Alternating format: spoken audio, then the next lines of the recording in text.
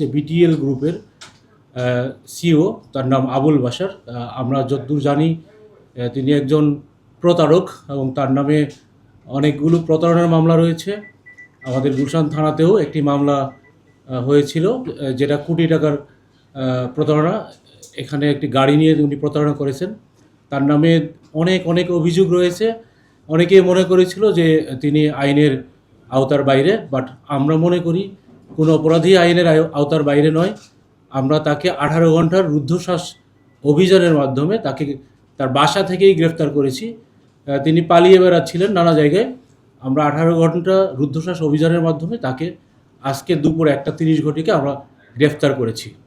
তো আমরা মনে করি যে যত বড় প্রতারকই হোক, আইন সবার জন্য সমান। আমরা তাকে আইনের আওতায় এনেছি এবং আমরা আগামীকালকে কোর্টে সোপর্দ করব।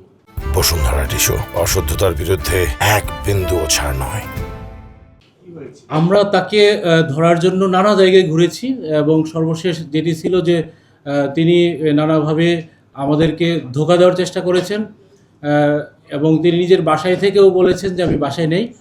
কিন্তু আমরা দেখেছি যে পরবর্তীতে ওনার বাসার দরজা বন্ধ ছিল, তালা দেওয়া ছিল। আমরা জেনেছিলাম যে উনি বাসায় নেই। তারপরে সেই দরজা জানলা ভাঙার পরেও ভিতরে দেখা গেছে যে বাথরুমের উপরে ফলস সিলিংয়ের ছাদের উপরে ওখানে লুকিয়েছিলেন।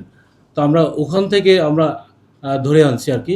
নানাভাবে নানা মানুষের মাধ্যমেই যেই তথ্যগুলো আসছিল যে তিনি বাসায় নেই, তিনি অন্যত্র আছেন, এরকম আমরা নানাভাবে নানাজনের মাধ্যমে কথা শুনেছি।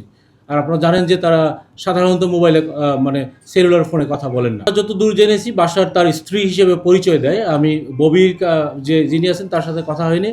আমরা যতদূর জানি তিনি স্ত্রী হিসেবে পরিচয় দেন এবং পরবর্তীতে আমরা এই বিষয়টা দেখব আর কি, যে আসলে স্ত্রী কি না এটা আমরা জানি না।